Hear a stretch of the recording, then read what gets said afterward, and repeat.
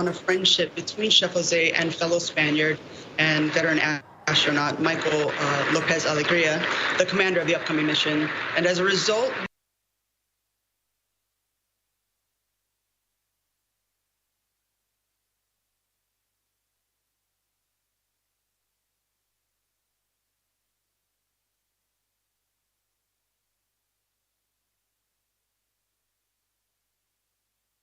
private entities.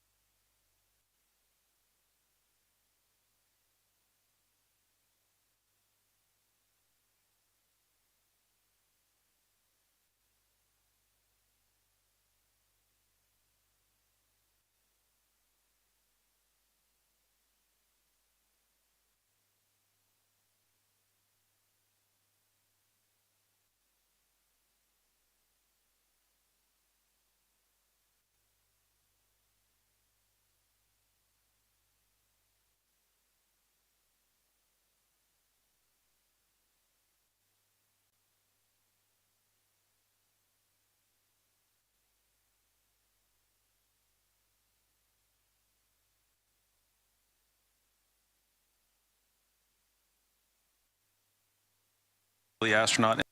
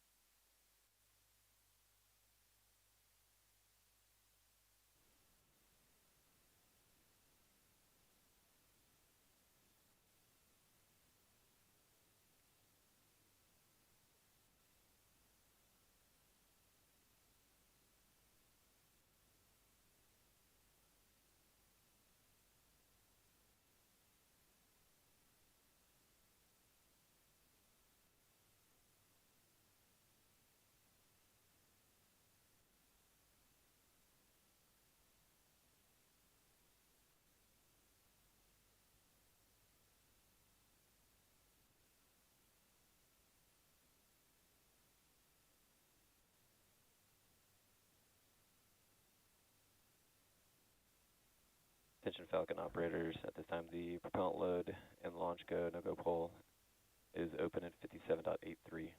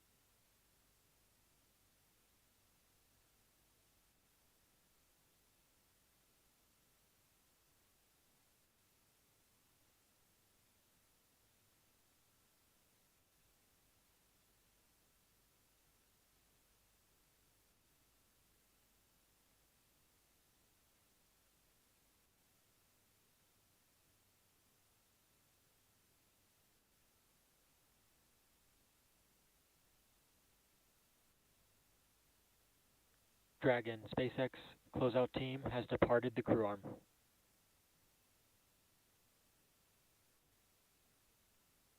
SpaceX Endeavour, we copy.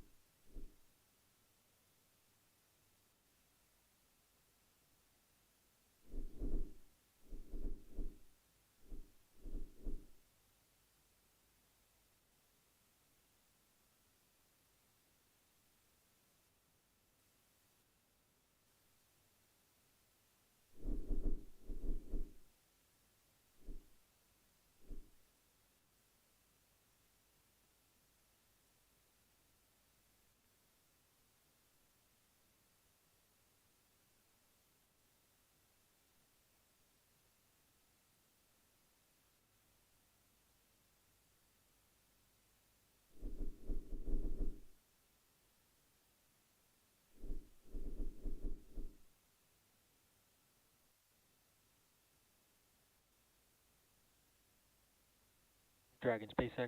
For awareness, we are cycling orbit tank isolation valves to equalize low flow pressure.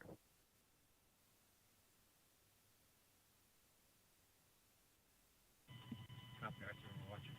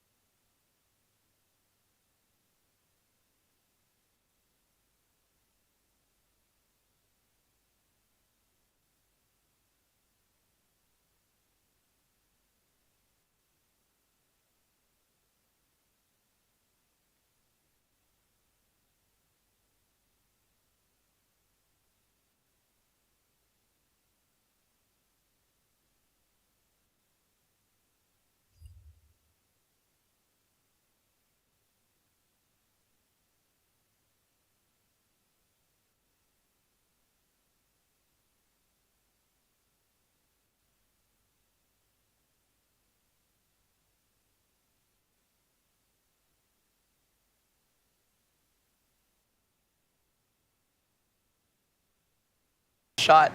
Now, over the last 3 hours, Axiom astronauts Michael Lopez Alegria, Larry Connor, Mark Pathy, and Eitan Stiba donned their SpaceX suits in our new suit-up room and were then transported to the pad where our crew entered the SpaceX Dragon spacecraft that you see there live on your screen.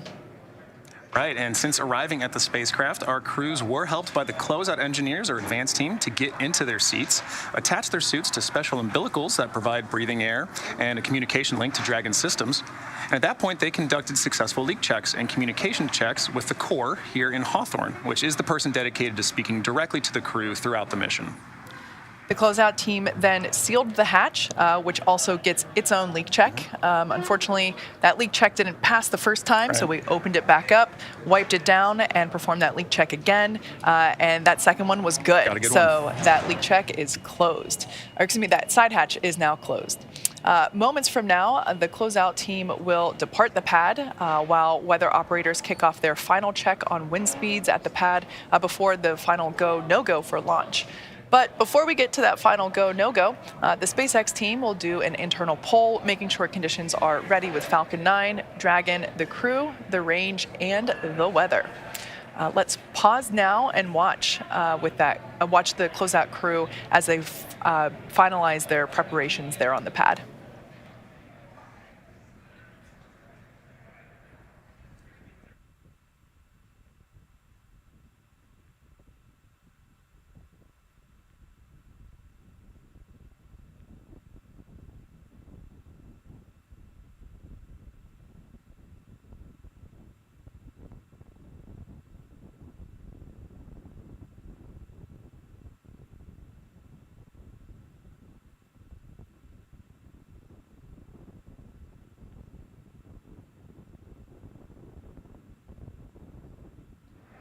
As you can see, the crew there on the right-hand side of your screen continuing to wait another 57 minutes until we lift off from pad 39A, which you can see there on the left-hand side of your screen. We can confirm that the closeout team has departed the access arm there, so that's good news. Now, as the countdown continues, let's take a moment to get reacquainted with our crew today. So the Ax-1 mission is commanded by retired NASA astronaut Michael Lopez Alegria, a Spanish-American who was born in Madrid, Spain, and is also called Mission Viejo, California, as well as Boston, Massachusetts home. Michael is a U.S. Navy captain and has flown 3 times aboard the space shuttle and once aboard Soyuz, so he has quite a bit of flight pedigree. He has conducted 10 spacewalks in his career, accumulating 67 hours and 40 minutes total in the vacuum of space. Both of these landmarks are NASA records. In 2021, he was inducted into the Astronaut Hall of Fame. You might hear us call him MLA a few times around here, so if you like acronyms, here's a new one for you. The pilot for Ax-1 is Larry Connor from Dayton, Ohio. Larry is an entrepreneur, nonprofit activist, investor. He's won aerobatic flying competitions and has summited both Mount Kilimanjaro and Mount Rainier. Through Ax-1, he'll become the first private pilot to reach the ISS. He'll also become the first human to reach both. SpaceX, you are go for section 6 of 4.100. When ready, report go for launch. That's in work, SpaceX. All right, so just some back and forth with SpaceX core Arthur Berryalt and the crew, continuing to work through our procedures. Ultimately, next check will be to make sure that the crew inside Dragon Endeavour are go for launch. Yeah. Back to our pilot, Larry Connor. As I said, he will also become the first human to reach both the deepest ocean depths and enter the bounds of outer space within 1 year. That's just crazy to me. Larry has been actively involved with the Mayo Clinic and the Cleveland Clinic for many years, helping to understand the effects of aging. This mission will add a new dimension. Go for launch.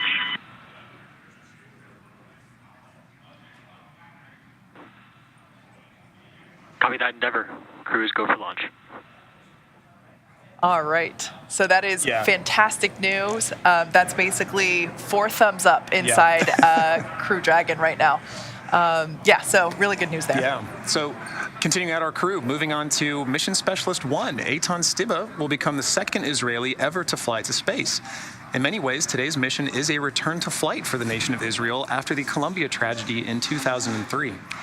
Eitan served for more than 4 decades as a fighter pilot in the Israeli Air Force, where he received the Distinguished Aviator Medal, and today he is an impact investor and philanthropist. In collaboration with the Ramon Foundation, the Israel Space Agency, and the Ministry of Innovation, Science and Technology, and the Ministry of Education, Stiba will fly to the ISS under the Rakia banner and the maxim, "There is no dream beyond reach." During his time on the ISS, Stiba will facilitate scientific experiments, educational outreach, and one of my personal favorites, artistic activities. Mark Pathy is an entrepreneur, investor, and philanthropist, as well as mission specialist number 2 on this Ax-1 mission. Pathy is currently the chief executive officer and chairman of Montreal-based Maverick, a privately owned investment and financing company he founded that focuses on innovation and social impact. As a strong believer in the importance of philanthropy, Pathy is a member of the boards and executive committees of the Montreal Children's Hospital Foundation, Dans LaRue, and the Pathy Family Foundation. Through the Ax-1 mission, Pathy will become Canada's second private astronaut and the 12th Canadian to go to space. All right, well, you've seen the vehicle, you've met the crew, you've heard some good calls on our way to launch, and we're just within the hour. So let's send you over now to NASA's Johnson Space Center, where Dan Hewitt is following the launch prep from Mission Control in Houston. Dan, over to you. Hey, thanks, John. And the team behind me flying the space station, the crew on board, they're ready to get this first private astronaut mission off the ground. Back in 2019, NASA took steps to open the station up for business, issuing a directive to enable new commercial activity on board, including private astronaut missions. And all of this is done with the goal of building a robust economy in low Earth orbit. Now, why does NASA want to do that? Well, we're very aware that there is untapped potential in that space just outside of our atmosphere, and low Earth orbit can be a first step towards unlocking limitless possibilities. On this July 20th, 1969. It's one small step for man, one giant leap for mankind. Greatness Boy. cannot always be seized in a moment. Sometimes it requires a first step, a step into the unknown. Not knowing the path, but understanding the goal. Believing that the first step leads to greatness. We've touched the sky, believing it will lead to new worlds. We've left our home, believing in a brighter future. We've come together, believing in shared goals. we've stayed and learned, believing in benefits for all. We take the first step time and time again because we've witnessed its benefits and believe in its potential. So we're expanding and enabling this step for others to push humanity further as we prepare for the next giant leap. We'll always need this first step. We're here to stay. And now is the time to join us.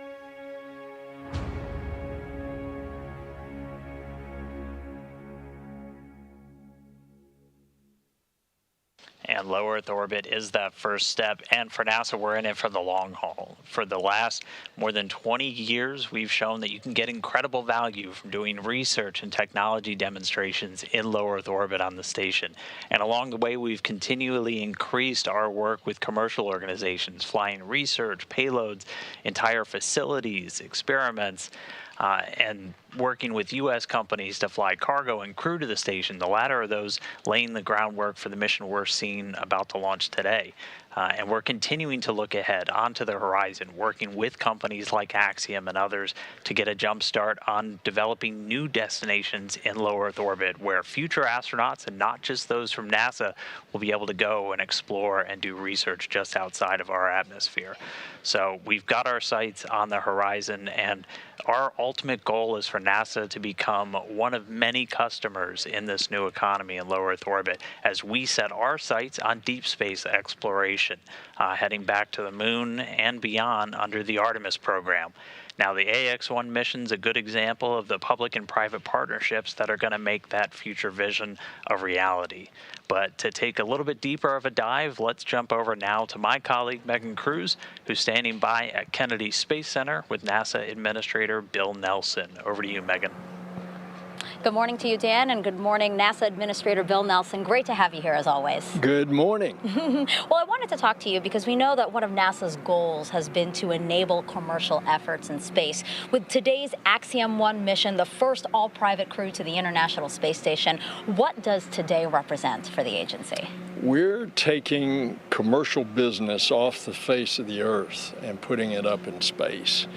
And that's one of our main programs now, because we want to get NASA out of low Earth orbit and go explore the heavens. We want to direct our energy and our resources to do that, because we're going back to the moon and we're going to Mars. And so we want, for example, we're going to continue the space station for another 8 years. Yep. We want to have commercial space stations. NASA wants to become the ability to lease space on a commercial space station instead of having the responsibility of the space station. Yeah, let's talk a little bit more about that, because I know that we've seen success with commercial cargo missions, commercial crew missions. Are commercial stations next? Indeed. That's what we're doing today. We are bringing a commercial company to our ISS. We are then going to have them attach a commercial module to the International Space Station. And then we're encouraging the building. We've got initiatives out there in private industry right now to build a commercial space station. And then all of our international partners on the space station, we're taking with us out into, for example, lunar orbit. The Gateway, which is like a space station in lunar orbit, is going to be a number of nations landing on the moon. We're going to have other nations participate as well. Yeah, it seems like there's a lot of partnerships going forward with NASA to accomplish some of the big goals that we have.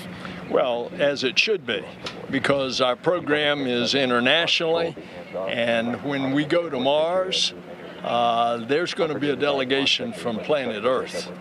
Are you excited for today's launch? Oh, is the Pope Catholic? Yes. Well, thank you so much, Administrator. I really appreciate you being here, and I hope you enjoyed today's launch. Thanks a lot. All right, back to you guys at Hawthorne. We're at T-minus 46 minutes, 10 seconds. We've just heard from the SpaceX launch director. Brief the CE or LD, and they will approve aborting the countdown. For urgent issues affecting the safety of the operation, operators shall call hold on the countdown net. Launch control will abort the launch auto sequence and immediately proceed into launch abort. At T-minus 10 seconds, launch control will be hands-off and relying on automated abort criteria for the remainder of the count. Operators advise the launch director whether structural breakup or fire is imminent occurring per Dragon manual escape flight rules. For those operators in firing up 4, in the event of a fire alarm, key operators noted in 57.83 will remain at their post while the alarm is evaluated. In the event that personnel safety is threatened, evacuate to the south-facing emergency exit, which leads directly outside. Firing group 4 and MCCX will go into a sterile cockpit and lock down for the duration of the time the launch escape system is armed. Dragon SpaceX for tablets. Launch control at this time. You may proceed with arming the crew arm for movement. Remember that, arming crew arm for movement. Step into LES arming. T-minus 45 minutes and counting. You've just heard the SpaceX launch director give the final execution instructions to the launch team. Access arm retraction started. We're ready for propellant load. That'll begin in about 10 minutes. Before that, we've got crew access arm to retract happening now, and then arming of the launch escape system. Everything continues to look good for an on-time launch of Falcon 9 with Axiom-1 mission.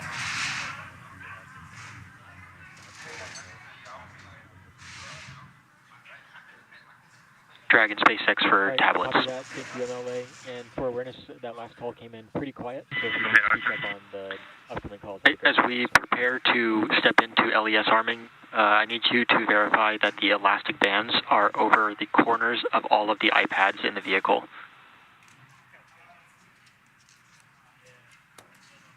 Roger, stand by.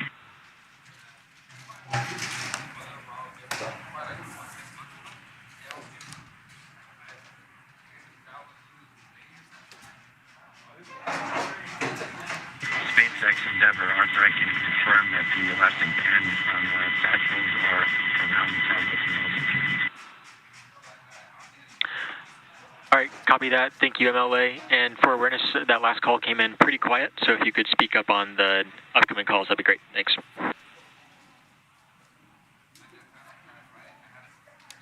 Okay.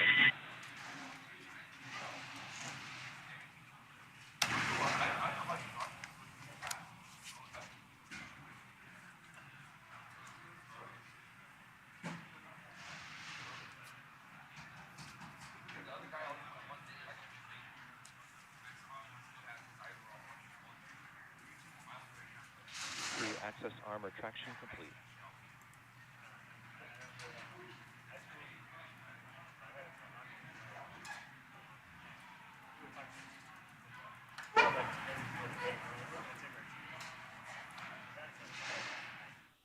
Okay, we'll give you an update here. Inside of 43 minutes, crew access arm has retracted from the Dragon spacecraft.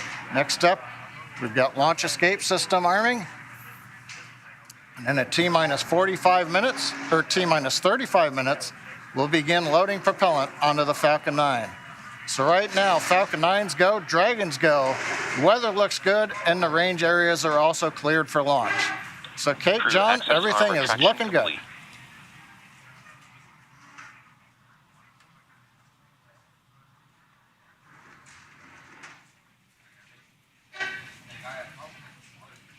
Endeavour SpaceX for launch escape system. Go ahead, Arthur. All right, MLA, at this time I can give you a go to step through section 7. Inside of 42 minutes, close visors and everything continues to go well. Waiting now for launch escape system arming.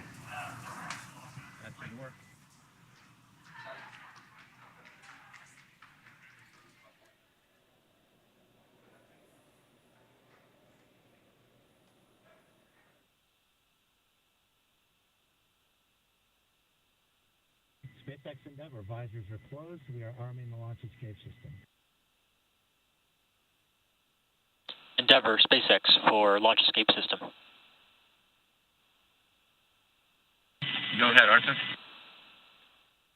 All right, MLA, at this time I can give you a go to step through Section 7 of 4.100, close visors and arm the launch escape system.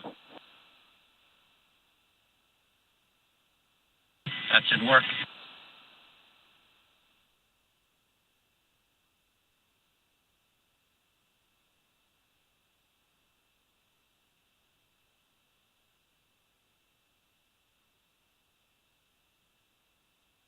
SpaceX Endeavour, visors are closed. We are arming the launch escape system.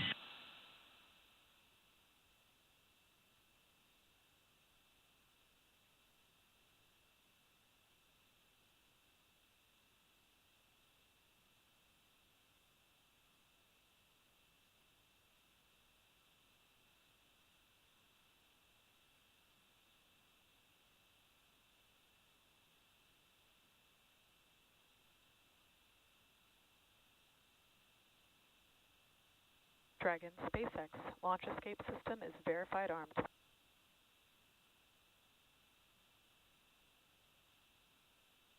Copy, SpaceX.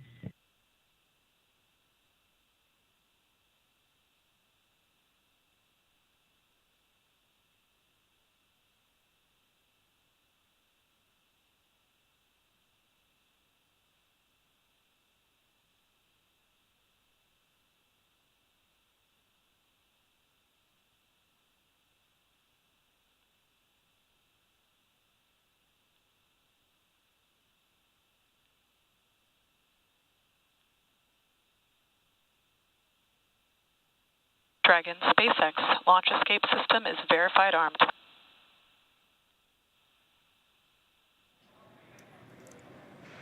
Copy, SpaceX. All right, there you heard it. The launch escape system is now armed. You can see there the crew in their seats with the visors down. Launch escape system, is the first of its kind escape system. It provides escape capability all the way to orbit. It's a really important function to have. Obviously, no intention of using it today, but that's what those call-outs were there back and forth that we just heard. Right, and as we heard earlier too from Administrator Bill Nelson, the importance of low Earth orbit. So speaking of just how valuable low Earth orbit is, the crew of Ax-1 will be conducting a tremendous amount of science over the course of their 8 days on board the ISS. And not only does that include 25 Axiom-managed studies, but it also includes the Axiom crew participating in efforts that extend far beyond this mission. Some of those we actually looked at earlier. One of these broader studies is a series of health monitoring tests before and after the flight. A few days ago, I was able to connect with Dr. Emmanuel Riquetta to talk about the ongoing research this crew will participate in on behalf of the Translation Research Institute for Space Health, also known as TRISH. Here's our conversation. Dr. Riquetta, welcome. It is wonderful to get to talk to you. Please introduce yourself and tell us, what is TRISH? Absolutely. My name is Emmanuel Riquetta, and I'm the Chief Medical Officer at the Translational Research Institute for Space Health. And I'm also faculty at Baylor College of Medicine in Houston, Texas. The Translational Research Institute for Space Health, or TRISH, we're partners to the Human Research Program at NASA. And one of our main goals is to find and fund new disruptive research that is high risk but potentially high reward, with the end goal of keep humans healthy both in space and on Earth.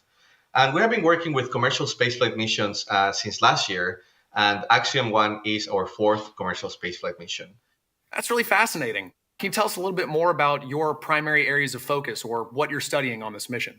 Yeah, so TRISH focuses mainly on the high priority areas of human spaceflight research. And I would say the 3 highest priority areas are radiation, behavioral issues that come from being isolated and confined in space. And the third one is how your body changes while you're in a different gravity field, either a zero-G environment like in space, or during different gravity fields when you are in the moon or Mars. Okay, interesting. So what kind of systems or hardware are you working with specifically to capture this data? For this mission, the hardware that we're using is absolutely optimized to provide, number one, the highest quality data, while being still easy to use, easy to implement, and being the lowest burden to the astronauts. So to collect all of this data, for example, vision changes, we have been using a small device, is roughly the size of a shoebox that you can see here. I have this here with me. So this is basically like having an optometrist on a box. Basically, the only thing that you have to do is just grab it, put it on your eyes, look at an object that is roughly 6 feet away from you, and after a few seconds, you get a prescription of your glasses as right here. So as I was saying, if there's any changes on astronauts during these missions, we'll be able to see how that changes with this device. We're also looking, I was mentioning, at behavioral changes, how being in an isolated and confined environment has any behavioral aspects. And for this one, we have been using a small tablet like this one, also to test the sensory motor adaptation, the balance disorders, and the space motion sickness. We're using a device like this. And for each of the crew members, we have a set of hardware like this, and it fits. The 4 sets of hardware fits on a medium-sized suitcase. So it is really easy to move wherever it needs to go for launch and landing. That's wonderful. So what are some of the intended outcomes or goals of the research you're doing? Yeah, so some of the outcomes and one of the main applications, number one for spaceflight that we want to get from this research is that short duration missions like Ax-1 are very, very relevant in the context of Artemis missions. When we go back to the moon, the first missions are going to be roughly the same duration as Ax-1. So anything new that we learn from these missions is going to be absolutely valuable. Really, every new piece of data that we collect in spaceflight could potentially solve and be that last piece of the puzzle that we're looking to complete what we need to know. Well, Dr. Riqueta, thank you so much for speaking with us today. We wish you the best of luck. It is my pleasure. Thank you. All right, we are about 30 minutes out from launch of the historic Ax-1 mission. It has taken an enormous effort from an incredibly dedicated and hardworking team to get to this moment. And that team wanted to take an opportunity to wish the crew of Ax-1 well and Godspeed. Hey Ax-1, we're so happy for you guys and just want to let you know we've got you here on the ground in mission control, so fly high and have some fun. From all of us here at the Integrated Performance Team, we want to wish you luck on your pioneering mission to the ISS and hope to see you in a couple years when Ax-1 launches. It is not only an immense honor to get to watch your monumental mission, but also to have been able to support you on your journey towards this day as well. Hey guys, can't wait for this mission. We put a lot of hard work in. We're excited for you all to have a great time up there, and good luck. Thank you for helping set an important precedence ahead of a very bright future. Good luck, Ax-1 crew. Let's conquer space. Hasta pronto. Woo! We want to send you all off with good wishes in this incredible journey. Godspeed. It has been such an honor to watch and support you guys as you prepare for this moment. I'm so proud of each one of you for the dedication, the long hours, and the hard work you put into making this a meaningful mission. Hello, Axiom astronauts.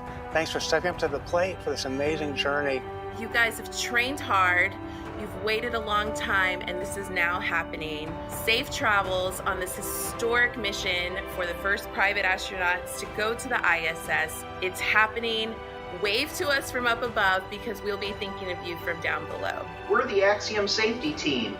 We just want you to know that we are really proud of you and we got your back. We're wishing you a safe and successful mission, and we'll see you when you get back on the ground.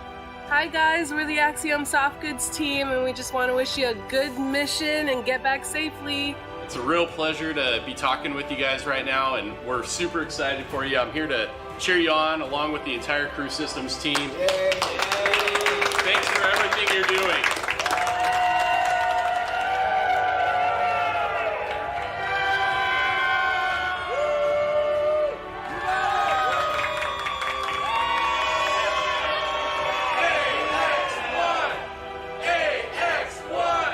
I wish you all the very best, the greatest of success, and the most fun and the most challenging, interesting thing in your life. Go big and enjoy your time on the ISS. We'll see you back on the ground. Hey guys, I am so proud of the Axiom-1 crew. It's so fun to be a part of something bigger than you and to contribute. Most important thing to remember, guys, take some time to look out the window and appreciate where you are. It's space.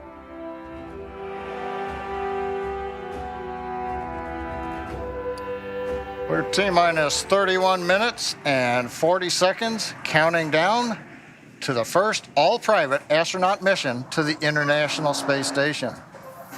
Now, a few minutes ago, Falcon 9 propellant loading began on time at T-minus 35 minutes. RP-1 fuel loading is underway on both the first and second stages. Liquid oxygen loading is underway on the first stage. Now, we'll finish up fuel loading on the second stage at about T-minus 20 minutes. Doesn't take very long. And then we'll begin loading liquid oxygen on the second stage at about T-minus 16 and a half minutes. We'll continue propellant loading on Falcon 9 up until about T-minus 2 minutes. Now, speaking of propellants, the Dragon spacecraft was loaded with its propellants about a week and a half ago, just a few miles down the road from the launch site at what we call Dragonland. In order to fly, Dragon needs a fuel and an oxidizer. Start of stage 1 cryohelium loading.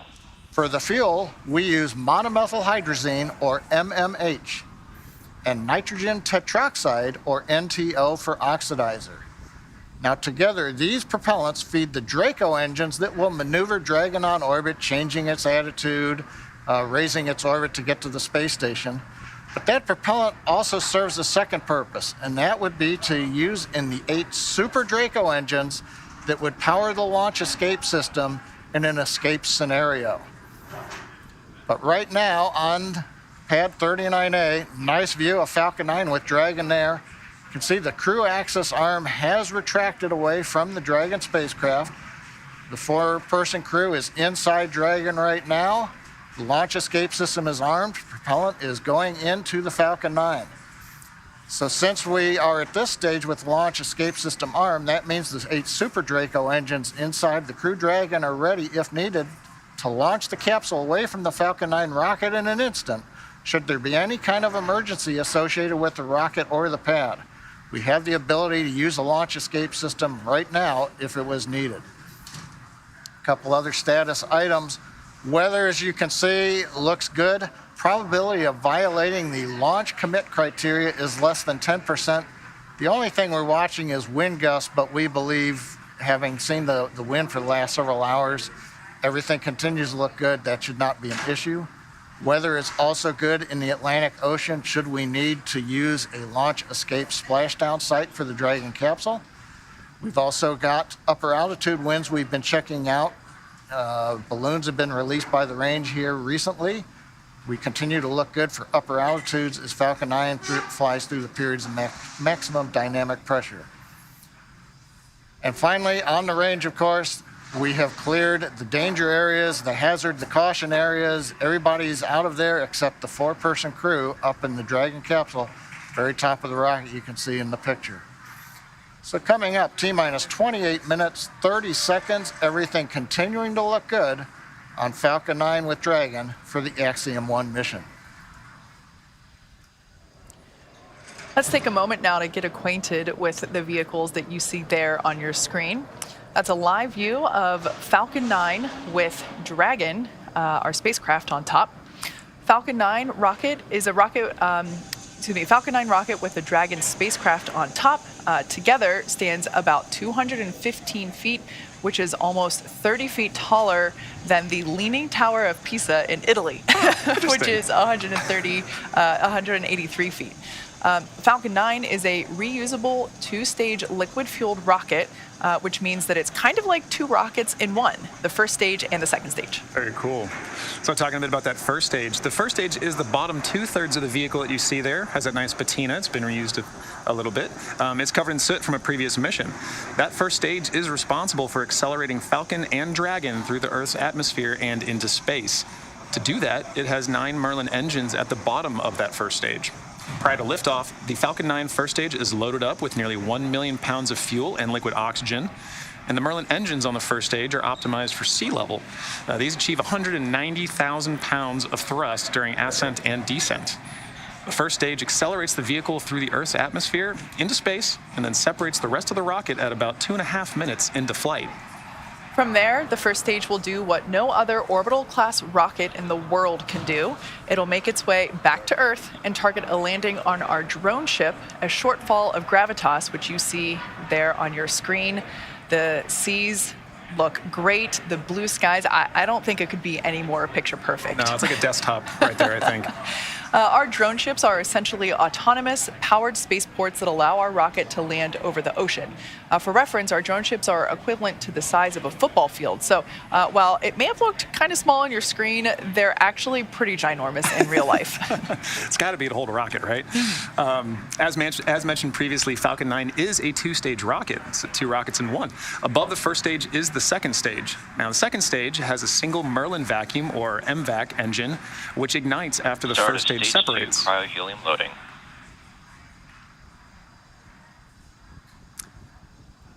Now, the second stage is essentially a smaller version of the first stage, and whereas the first stage is designed to power the vehicle out of Earth's atmosphere and the forces of gravity, the second stage is specifically designed to operate in the vacuum of space. The second stage powers the Dragon spacecraft to its specific targeted drop-off point in orbit. The Dragon spacecraft is capable of carrying up to 7 passengers to and from Earth orbit and beyond, but for today's mission, it is carrying 4 members of the Ax-1 crew. It is the first private spacecraft to take humans to the space station and the only spacecraft currently flying that is capable of returning significant amounts of cargo to Earth. Like the Falcon 9 rocket, the Dragon spacecraft is also reusable. Today will be the 3rd flight to space for this Dragon spacecraft that the Ax-1 crew is flying in today. The previous flights for this capsule supported were recently the Crew 2 mission, and before that, the Demo 2 mission, which was our first human spaceflight mission. Pretty incredible. Yeah. Now, as we await T0 in just under 25 minutes, the ground operations teams are doing a series of system checks to make sure both Dragon and Falcon 9 are ready for launch. Let's take a look at what the Ascent portion of this mission will look like. Right, so once we hit T-0, we will watch Falcon 9 and Dragon lift off from historic launch pad 39A and make their ascent. At about 50 seconds into flight, Falcon 9's engines will throttle down to help pass through the period of maximum dynamic pressure on the rocket, or what we typically refer to as max Q. It's worth noting that once we hit max Q, the vehicle will be going supersonic. Once we're through the period of maximum dynamic pressure, we can throttle up our Merlin engines again. From there, at about 2.5 minutes into flight, we have a series of 3 events that happen in rapid succession. The first of which is MECO, or main engine cutoff. This is where all 9 Merlin engines shut off in preparation for stage separation, which, as the name suggests, that is where the first stage detaches from the second stage, with the first stage making its way back to Earth for landing as the second stage continues on its journey with the 3rd event. Right, now SES-1, or Second Engine Start 1, is where the Merlin vacuum engine lights up and propels the second stage, along with our AX-1 crew, into orbit. As Stage 2 heads towards its targeted drop-off orbit, Stage 1 will execute 2 burns in order to make its way back to Earth. The first stage is the entry burn, where 3 of the Merlin 1D engines will reignite and then shut down. This helps to slow the stage down in preparation for entry back into Earth's atmosphere. While the first stage is heading back to Earth, the second stage will cut off its singular Merlin engine that was ignited right after stage separation. Once this happens, we'll wait for confirmation of good orbital insertion. About 90 seconds after Dragon gets into orbit, Falcon 9 will land back on Earth. The landing burn, which is a single engine burn, will bring the vehicle's speed down rapidly in order to land on the drone ship at about 9.5 minutes into the mission. And while Falcon 9's first stage is landing, Dragon is preparing to separate from the second stage. At about 3 minutes after the second stage gets into orbit, we should have a great view of Dragon with its 4-person crew drifting away from the second stage. Now, once Dragon is a short distance away, it will begin checking out its Draco maneuvering thrusters to make sure Dragon continues to increase separation distance from the second stage.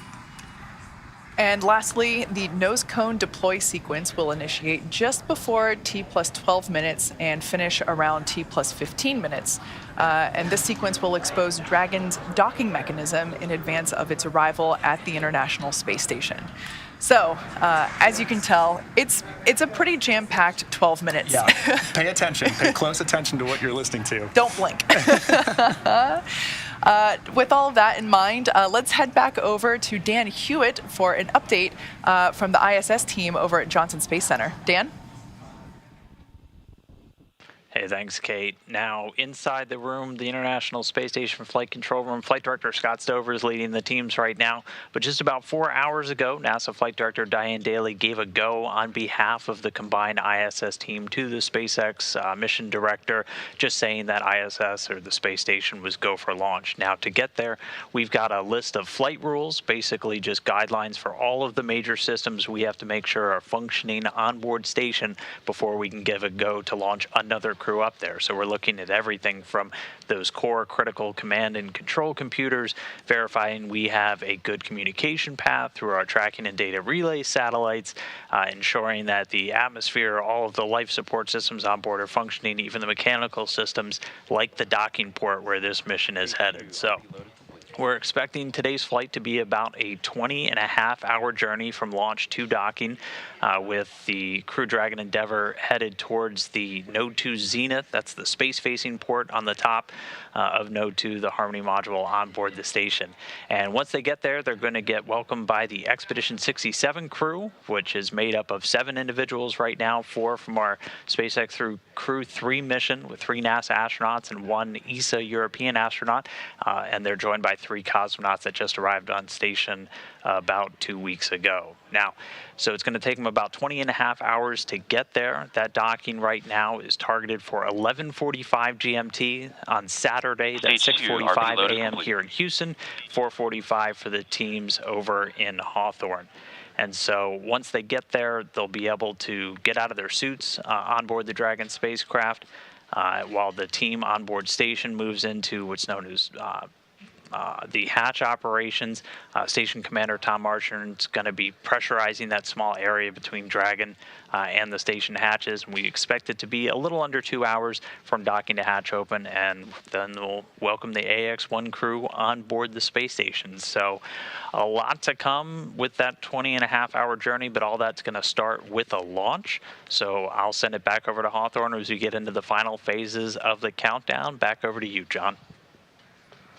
Right. Well, Dan, as you mentioned, it all starts with the launch. And Kate, it's looking like it's getting pretty busy here. People are excited about seeing a launch, right? Yeah, we're just now under 20 minutes until liftoff. As you could probably tell by the noise, the crew here, excuse me, the crowd here in Hawthorne, we're at SpaceX headquarters in Hawthorne, California, is starting to gather just beyond mission control here in the building. And you might be able to tell by the ambient noise, in addition to the live production noises that you also hear. You know, we are in a rocket factory. But yeah, you can see there the crowd is starting to grow behind the team there at Hawthorne Mission Control. Now, we saw Dan speaking earlier from Mission Control in Johnson. There is a Mission Control Center in Florida where the SpaceX teams are also gathered in Firing Room 4. And then we have the Mission Control Center here. There's a shot of our Firing Room 4 there in Florida at Cape Canaveral. You can just barely make out Pad 39A there in the distance there through the window. Might be wondering why all the different mission control rooms. The one in Johnson, as Dan was saying, you know, that's really mission control for the International Space Station and those operations. The control room that you see there is for everything leading up to launch. As soon as Falcon 9 lifts off, responsibility and control transfers to Mission Control Center here in Hawthorne. So just a quick explanation for why so many rooms with computers. Exactly. Yeah, and in addition to all the teams gathering here, we've got teams of our own gathering in Houston at Axiom headquarters. You can see there on your screen Axiom Mission Control with the lovely Axiom family behind them looking in proudly. All right, well, you know, Dan mentioned that, you know, first we have launch, then we got rendezvous and docking, and then we've got 8 days of jam-packed activity on the ISS. So busy. Yeah, and docking day is it's not just a ride to space, right? You get up there, you open that hatch, and crew is working. I got a little chance to look at some of their timeline, and as soon as they open that door, they are getting invited in, they are getting trained on some emergency procedures, and then stepping right into payload activities, stowage transfers, and just generally getting acclimated, but they're working before they go to sleep, and the work doesn't stop there. It sounds a lot like everything leading up to launch itself. You know, everything is scheduled, planned. Even, you know, we know that even sleep time is scheduled on the ISS. And something that's incredible to me is that not only do you have work to do, but, your science experiments and that kind of stuff, not only do you have to get some sleep, where you can, you also have to exercise, right? The exercise time, which can be a couple hours. Stage 2 LOX load has started. All right, so good news there. We have begun LOX load, liquid oxygen loading on second stage. So that is currently underway for first and second stage, as well as loading of RP1, which is our fuel on both first and second stages. Right. Right, and again, some of those things that he talked about, it's all following a timeline, right? And we are listening for those important cues along the way that we're hearing on these nets or on the loops, listening for where are we along in that timeline, so we know exactly where we are in terms for launch as we count down at just T-minus 15 from launch. Yeah, so I'm looking at my dashboard here. It looks like fuel load on second stage is now complete. So we're beginning that LOX load as we just heard. LOX load and fuel load continues on first stage. Axiom crew continuing to wait, following along with everything happening there with the touchscreen displays there above them, as well as their tablets strapped to their legs. Right. Everything continuing to look nominal for liftoff in just about 15 minutes. And as we approach that liftoff, in these final moments of our countdown to launch, Axiom Space founders Cam Gaffarian and Mike Suffredini wanted to take a moment to reflect on this mission. Well, this moment for me and Michael is a very special moment in a beginning of many beginnings, right? The launch of Ax-1 going to International Space Station as part of our journey to build the first private commercial space station. And we're so grateful to be here and delighted at this moment as part of this incredible journey to commercialize and privatize low Earth orbit. On behalf of Cam and I, we'd like to thank the entire team that's made this historic journey possible. The SpaceX team in particular has done a tremendous job of prepping our crew for a launch on their transportation vehicle. The crew itself has done a fantastic job of getting themselves ready and planning their research. NASA, of course, we can't do this without NASA's leadership and support. And to each of you in the Axiom Space family, we couldn't have done it without you. We're looking forward to a bright future together. T-minus 14 minutes, 7 seconds, and continuing to count down. Everything is still looking good for launch of Falcon 9 and Dragon. That'll occur 17 minutes and 12 seconds after the hour. As a recap, Falcon 9 began propellant loading at T-minus 35 minutes. We just heard loading of the RP1 fuel. The kerosene fuel onto stage 2 was completed right on time at T-minus 20 minutes. We've still got fuel going onto the first stage. Looks like we're about 90% or so full right now. Fuel loading will finish up at T-minus 6 minutes, and we'll hear that call out in the countdown. Meanwhile, densified liquid oxygen is continuing to load onto both the first and second stages. First stage will close out at T-minus 3 minutes. The second stage, we just began loading liquid oxygen at T-minus 16.5 minutes just a few minutes ago. That'll wrap up at the T-minus 2 minute mark. Now we load the liquid oxygen as late as we can in the countdown. It's densified, that means it's ultra cold, well below the boiling point of liquid oxygen. That lets us put as much as we can on the vehicle for performance, and getting it on board the vehicle just before liftoff means it won't warm up, where you start to lose the ability to put liquid oxygen onto the stages, into the tank.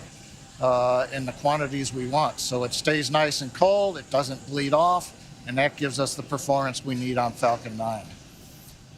Continuing on, Falcon 9, checkouts of the thrust vector controllers, what we call TVC wiggles, you may hear that term, they're coming up. We're also going to be doing throttle valve checkouts on the Merlin engines. That helps control the power of the engines as we go through flight. For example, you hear a throttle down or throttle up as we prepare for the period of maximum dynamic pressure. As we come up on the 12-minute mark, the range continues to be go. Roadblocks are up, all the hazard areas are clear. Airspace, sea space is good. The weather is go. Beautiful shots you can see here, blue skies. I'm looking forward to some great views from the cameras as we head into space.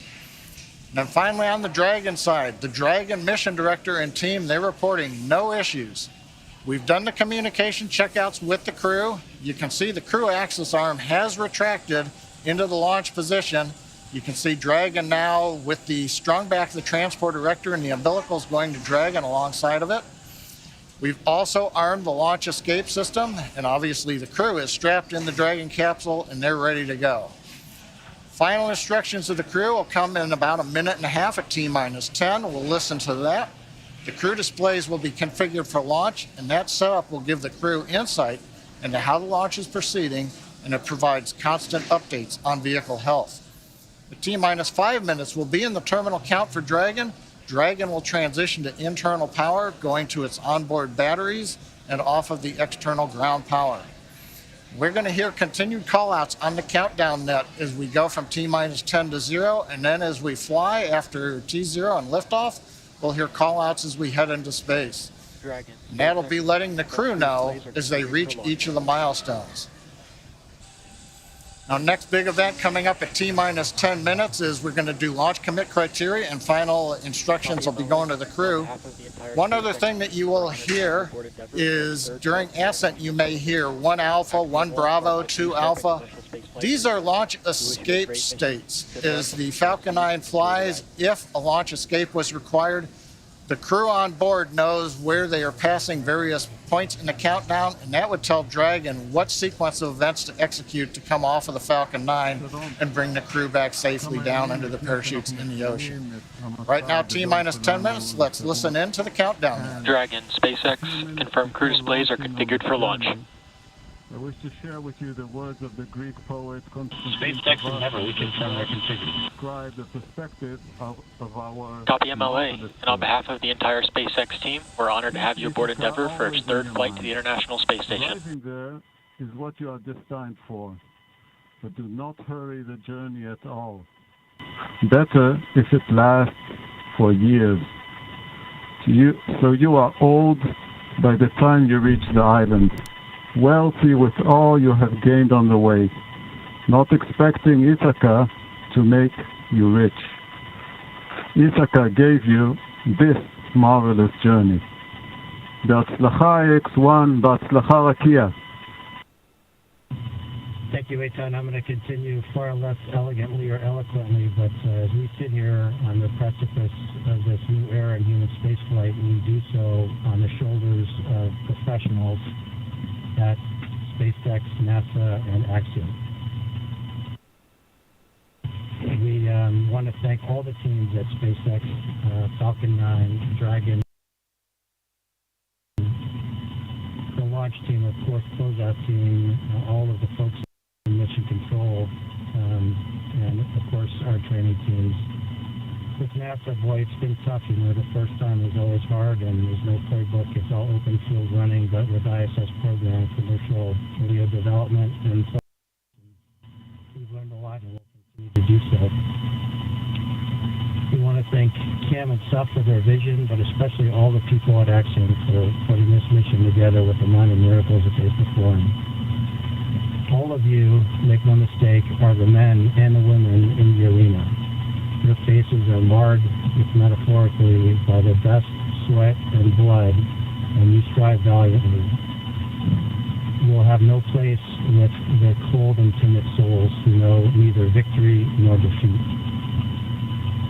The crew of the great ship Endeavour is ready to sail her proudly, Arthur.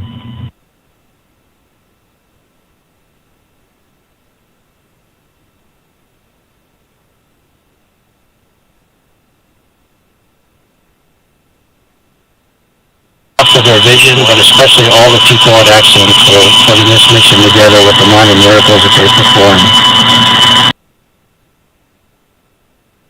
And the women in the arena. Their faces are marred, if metaphorically, by the best sweat and blood, and you strive valiantly. You will have no place souls who know neither victory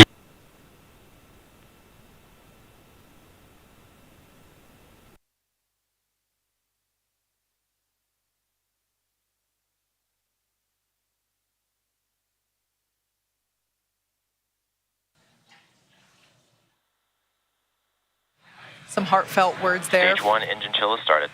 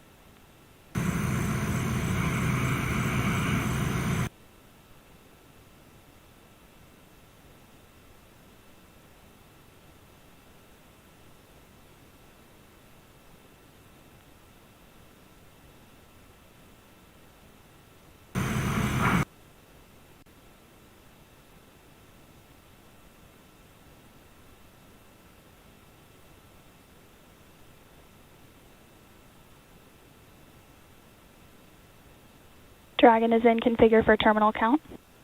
Falcon 9 tanks are pressing for strong back retract. On 5.5.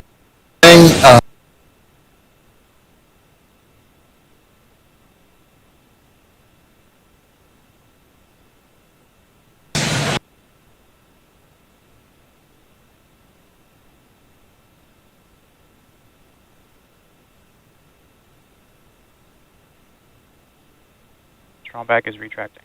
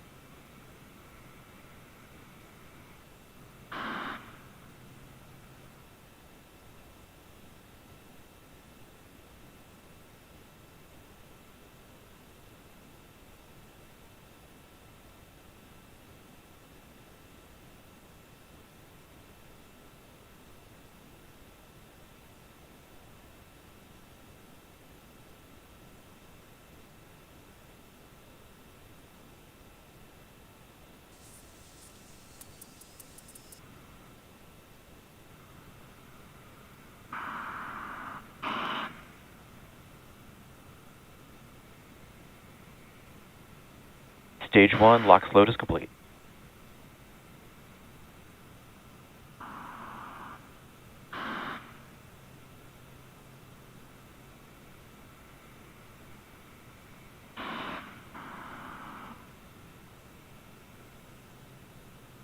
Dragon is in terminal count and is on internal power.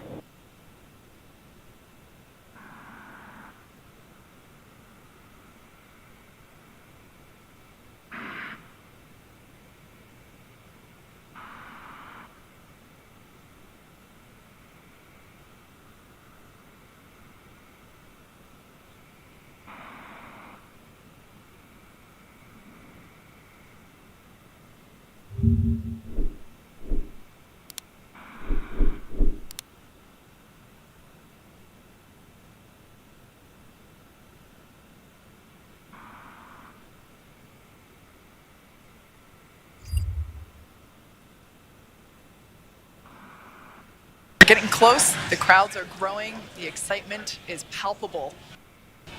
You can see there on the left-hand side of your Stage 2 screen, LOX load is Mission complete. Control here in Hawthorne, California, just behind where John and I are. And then on the right-hand side, that looks like Axiom Mission That Control. looks like Axiom Mission Control in Houston, Texas. Everybody's waving and saying, hey. Guys. All right, at this point in time, that LOX load on first stage is complete.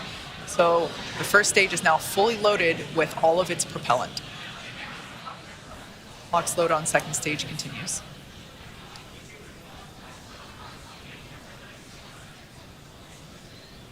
As we've mentioned before, Stage 2 LOX load is complete. All right, so there's that call. At this point in time, Falcon 9 Dragon is in auto idle. Dragon is fully loaded with all of its propellants, nearly 1 million pounds. TS is armed. of Falcon that 9 is propellant. in startup and now controlling.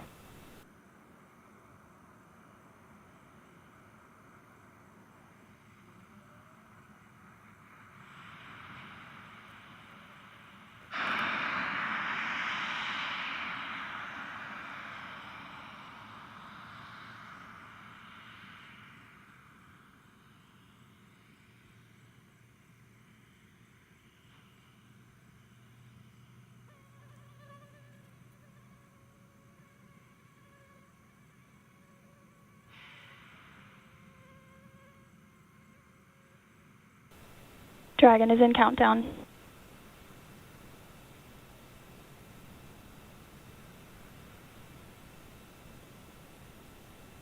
Dragon, SpaceX, go for launch.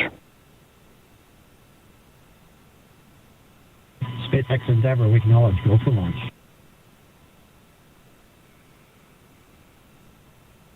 T-minus 30 seconds.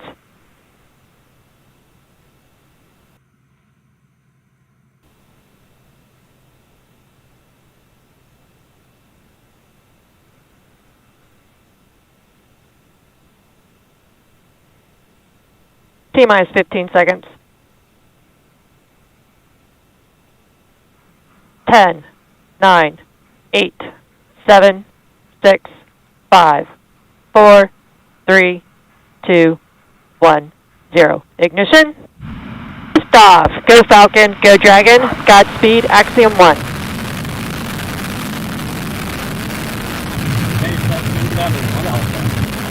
Copy, 1 Alpha. Vehicle pushing downrange.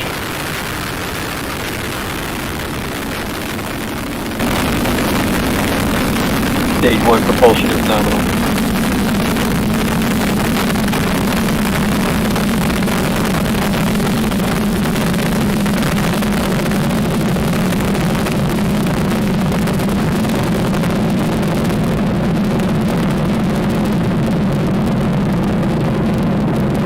Power range 23 nominal. Stage 1 throttle down.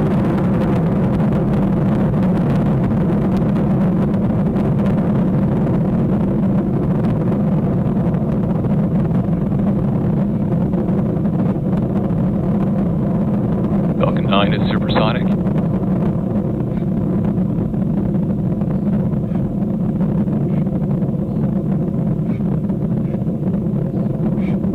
XQ. Stage 1 throttle up.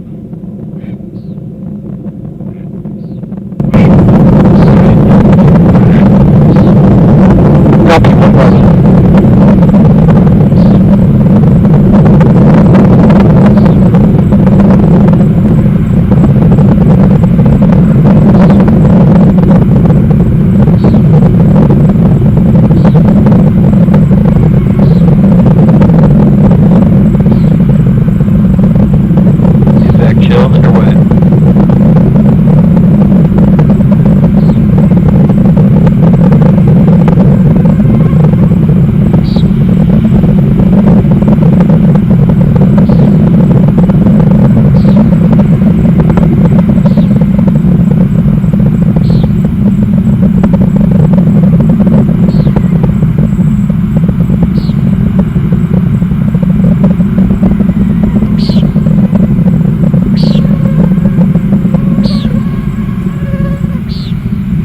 Stage 1 throttle down.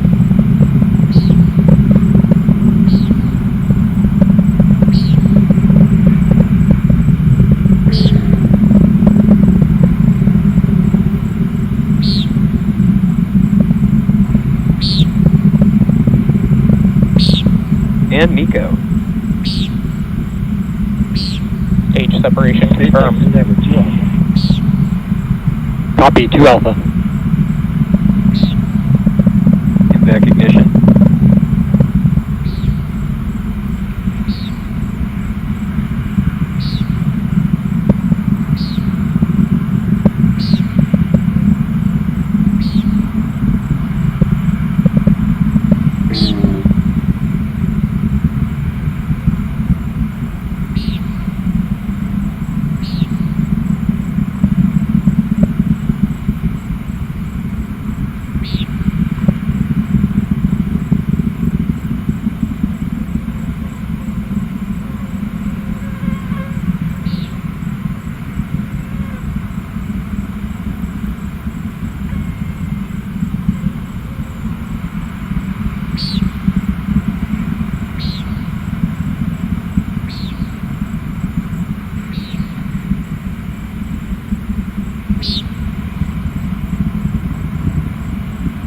Dragon SpaceX, trajectory nominal. Acquisition of signal, Bermuda. Space Coast Dragon 11.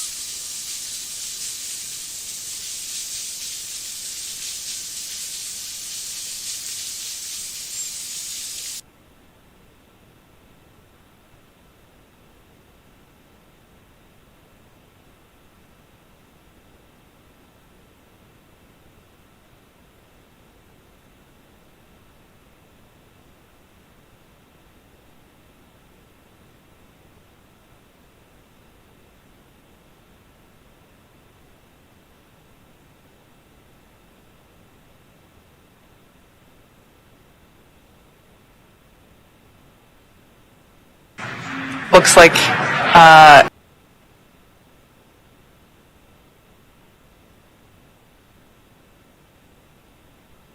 Dragon SpaceX, trajectory nominal. SpaceX Endeavour, we copy. about Acquisition 3.5 of signal, Gs New there. Hampshire.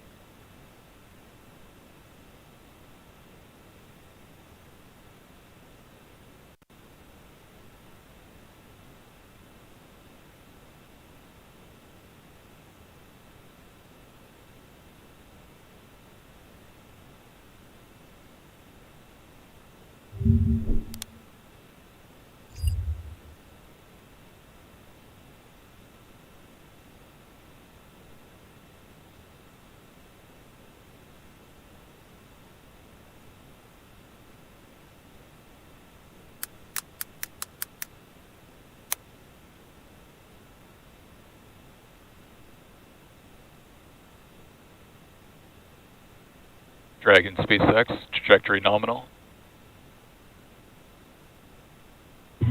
SpaceX Endeavour, we copy.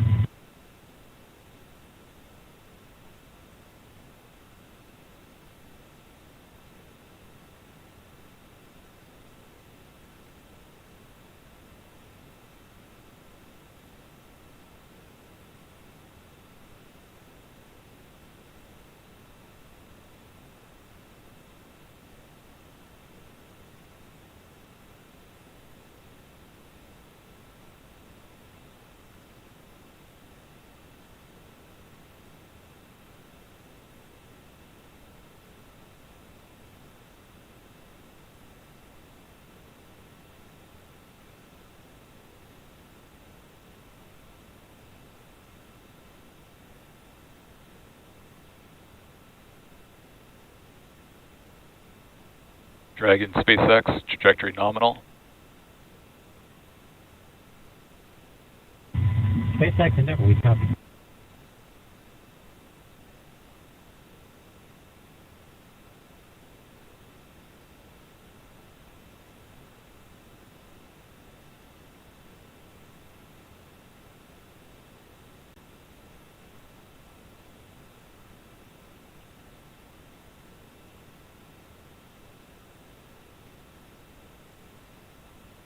Stage 1 entry burn startup. Stage 2 flight termination system has safed.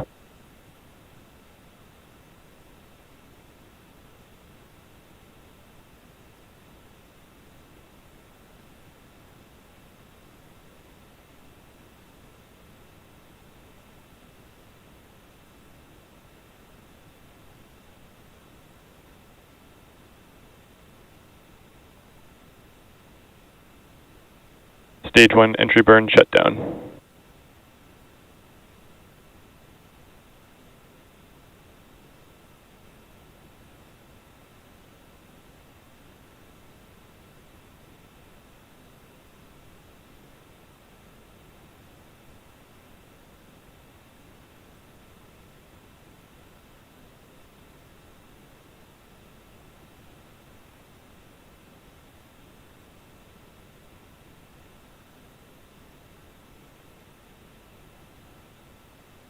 Stage 2 in terminal guidance.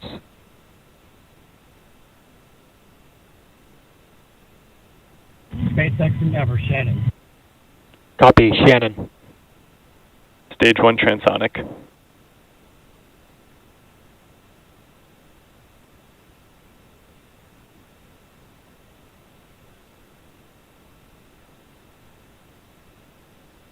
IMVAC shutdown.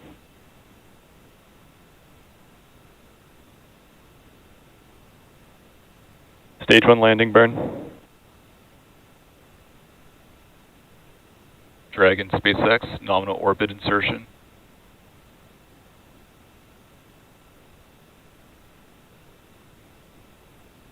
SpaceX Endeavour, we copy, and it's great to be here. 0G, and we feel fine. Stage 1 landing leg deploy. SpaceX Dragon launch escape system disarmed.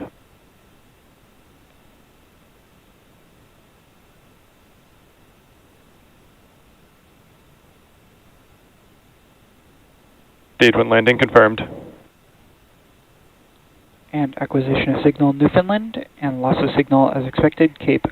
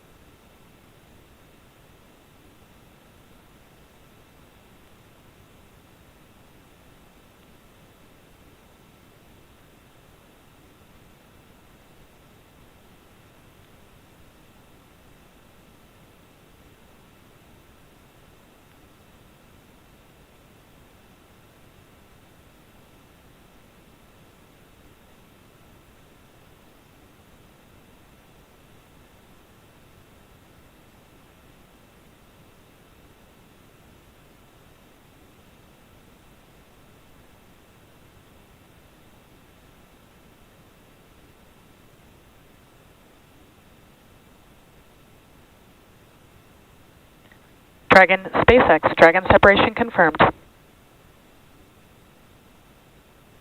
On behalf of the Falcon 9 team, Thanks, welcome Anna. to It's good to be space. here. Thanks for flying Falcon 9. Separation Guys, of enjoy your Dragon trip to has that been wonderful confirmed. space What a station in the lovely sky. day. Do some great research for us. We'll look to see you back here underground. Now stand by for some more from LD. Yes, guys, I'm back. Now stand by for some more. And MOA and the rest of the crew Endeavor. Glad we got to have some fun this morning. We'll probably be calling an early weekend over here at the Cape. Pass you over to Anna and the team. You'll be in good hands. Godspeed, Endeavor. Enjoy the rest of your flight. Cheers. Hey, Mark, it was a lot of fun. I venture to guess we had a little bit more than you did. We thank you and your launch team, Girth, you and the Falcon 9 team. It was a hell of a ride, and we're looking forward to the next 10 Cheers days. has been said, as George Russell has said, though, in the... Well, real George Russell, but you know him.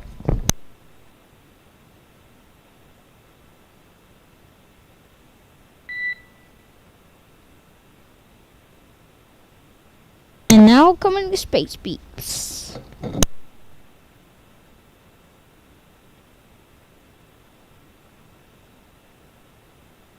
And expected loss of signal, Bermuda and New Hampshire. The Dragon Endeavour on its way to Dragon the International SpaceX, Space we have Station. nominal It has dehumidifier separated. activation, There's a view service section inside. Draco We have checkouts. nominal dehumidifier activation, service section Draco checkouts.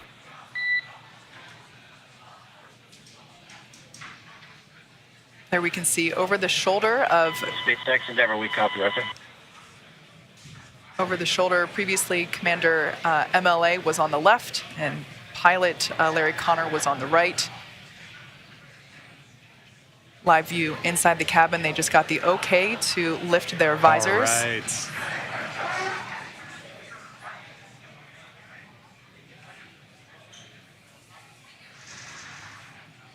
All right. So we can see that everyone is in space. Yeah. We can see that zero-G indicator floating around. Great view there of Dragon Endeavor. Now in space with the Axiom-1 crew on their way to the International Space Station. Yeah, I mean, this is a day of firsts. You know, this is my first time getting to participate in a launch like this. This is a first for Axiom. I mean, this is a first for spaceflight. And it's just wonderful to see such a picture-perfect launch. It really was. We saw the landing, and we saw orbital or zero-G insertion at the same time. I mean, that was perfect. Yeah. It was wonderful to see. All right, well, as I just said, today's launch is one for the history books. So to punctuate this milestone that NASA and commercial companies are able to achieve together, we go now to Kennedy Space Center, where Megan Cruz is with NASA's Kathy Leaders.